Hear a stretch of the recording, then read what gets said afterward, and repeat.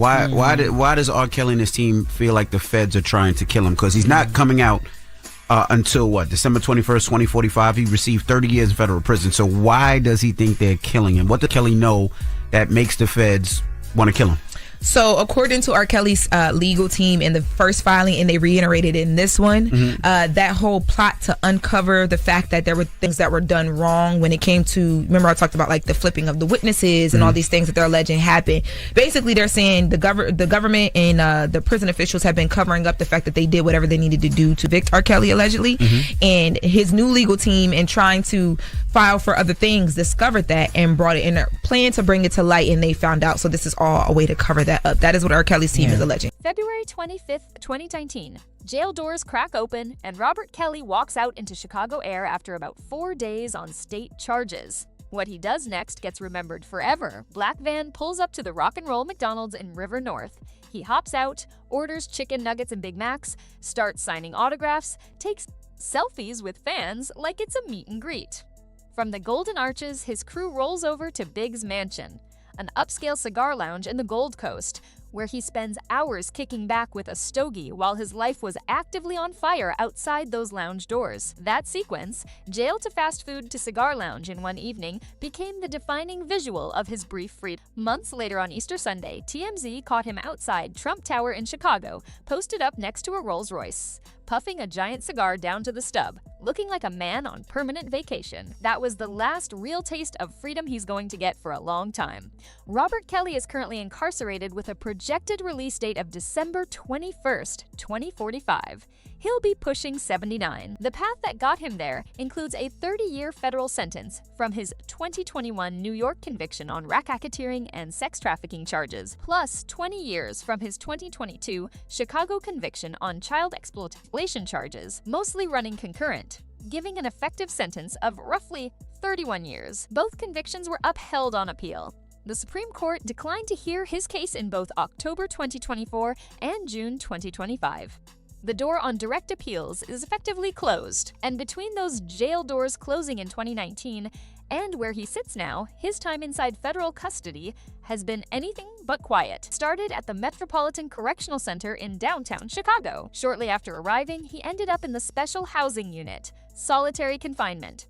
His legal team initially called it unjust. Reports at the time suggested Robert had requested protective housing, viewing it as the safer option given the nature of his charges and who he'd be around in general population. By September 2019, he had been moved out and given a cellmate.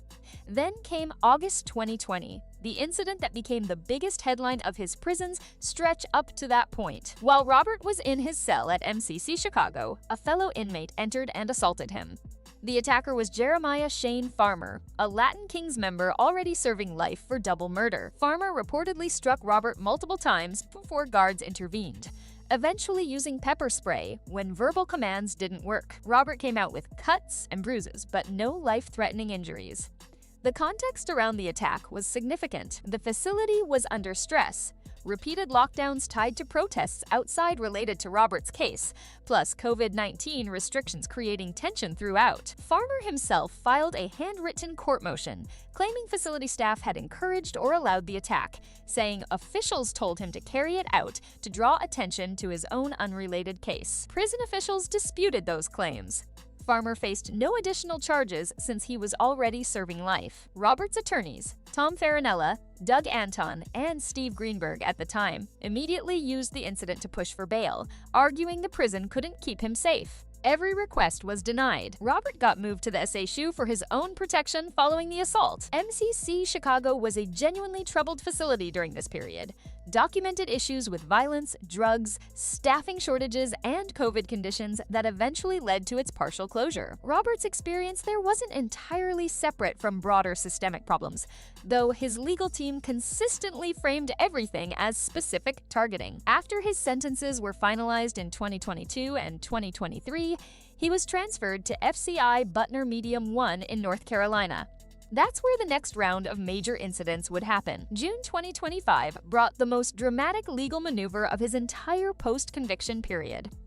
His attorneys filed an emergency motion claiming Bureau of Prisons officials had recruited an Aryan Brotherhood inmate to kill Robert inside the facility. The motion also alleged mail tampering and improper use of attorney-client privileged information obtained through a cellmate. Around June 12th and 13th, while Robert was in the SHU following the filing, his lawyers alleged that staff administered an overdose quantity of his prescribed anxiety and sleep medications.